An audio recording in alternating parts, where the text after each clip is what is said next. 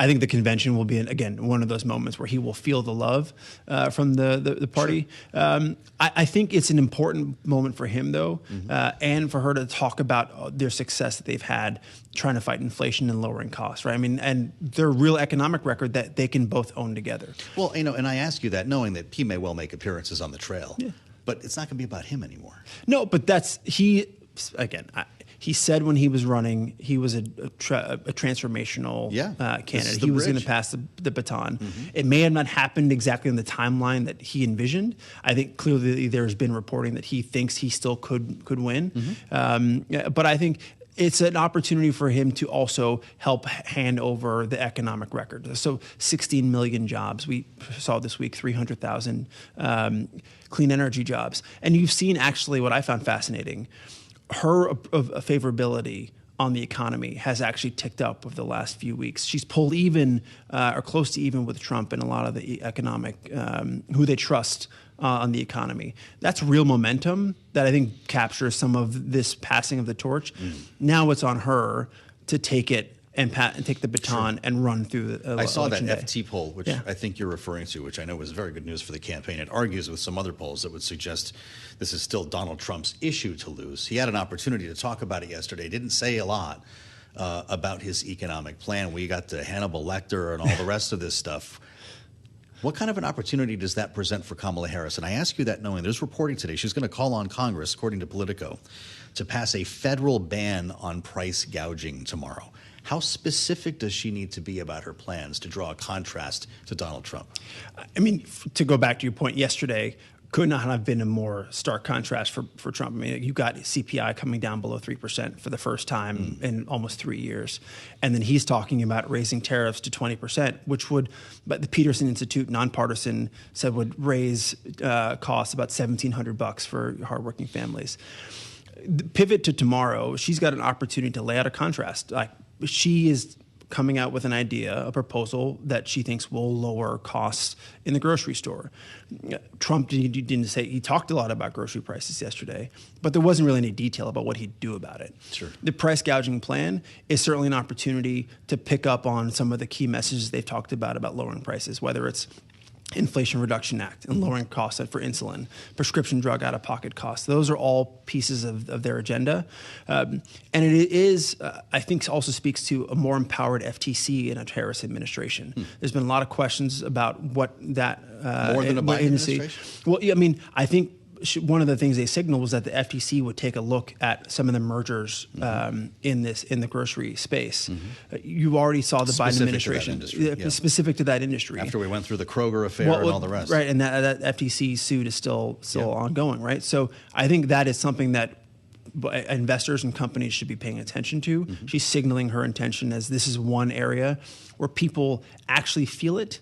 And I think that is where it makes good politics makes good policy for her in the campaign. They feel like this is a chance for them to drive an affirmative agenda and look at a forward-looking agenda as opposed to Trump, who wants to take us back. Your specialty is national security. You were a national security advisor, of course, in the White House. And this president has been associated with foreign policy for many years in his career. Kamala Harris doesn't have the experience that Joe Biden had coming into the White House.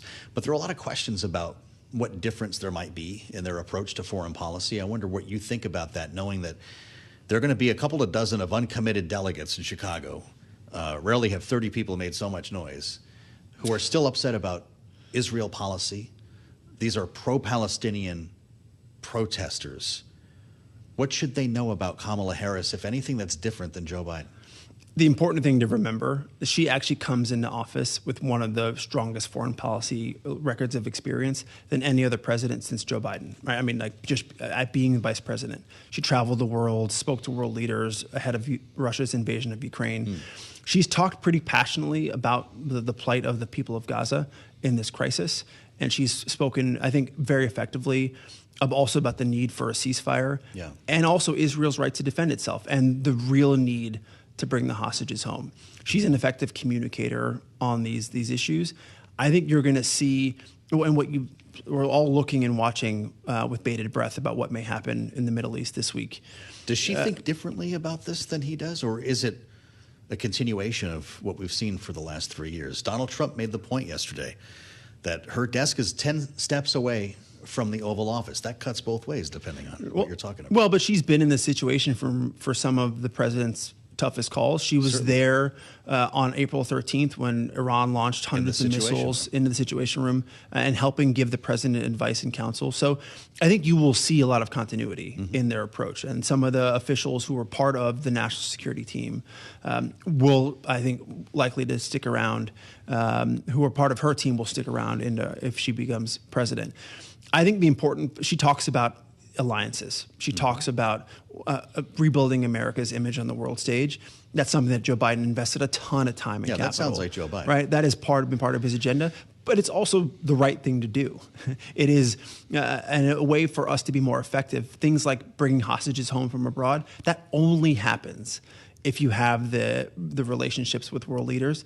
The good news for her, she can talk about how she's cultivated some of those relationships while she's been vice president. Sure. That's her objective, I think, in laying out that vision over the next 90 odd days until election day. Paint the picture for me. If we start in Chicago on Monday against the backdrop of an Iranian retaliatory strike against Israel, how does that change the optics, the conversation, and her challenge when she speaks?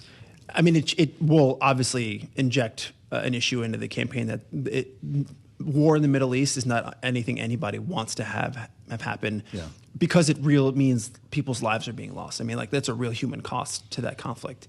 I think for her, it is an opportunity for her to reassert her credentials as a leader for the presidency, and that is something that she has to try to convince the American people. And I have the experience, I have the judgment, which is key, to make the right decisions, to be your commander in chief. That is something that I think she has done a good job of so far. Yeah. That's another opportunity for her. I think it more of as an opportunity to show her leadership credentials.